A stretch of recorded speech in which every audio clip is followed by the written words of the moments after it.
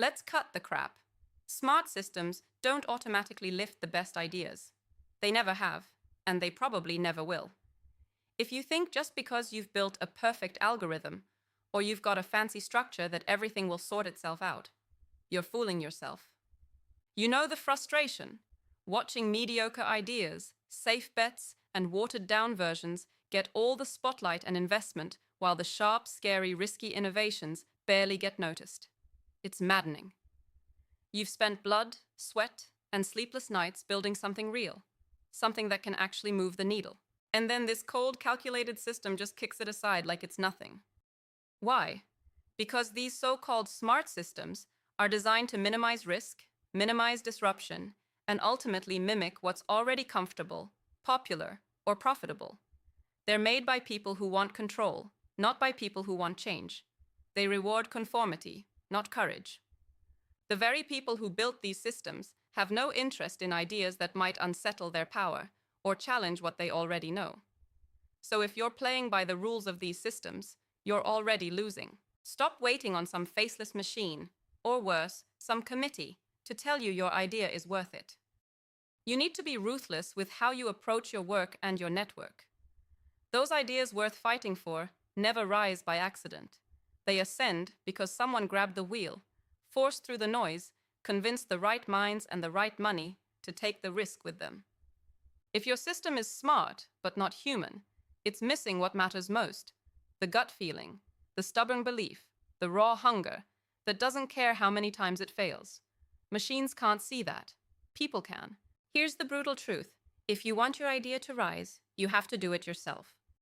Nobody owes you anything, not even recognition. The world isn't a meritocracy by default. It's a battleground where only the scrappiest, most strategic, and most relentless survive. You refuse to wait for permission or for perfect conditions. You engineer your own merit. You find the few people who get it because they've worked their asses off themselves. You build relationships that are not about convenience, but about shared grit and fire. You ask brutally clear questions. Who do I need to connect with today that can push this forward? What unconventional angles have I ignored that can flip the game? How can I show raw proof, not just pretty slides? Stop expecting the system to be fair because it's not. Instead, bend it to your will with smart, relentless moves.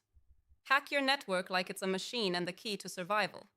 Inject energy and urgency into everything you do. Turn every no into a step closer to yes. Obsess over value creation, not prestige. The best idea is nothing if it's stuck behind layers of process, fear, or habit. You've got to be the one to break rules, not to tear down chaos, but to clear a path where real merit can breathe, grow, and explode. This means zero compromises on standards, but also zero delusions about how merit is recognized. It's messy. It's uneven. It's stubborn people finding each other inside and outside the system. That's the new meritocracy you need to build. Autonomous, dynamic, personal.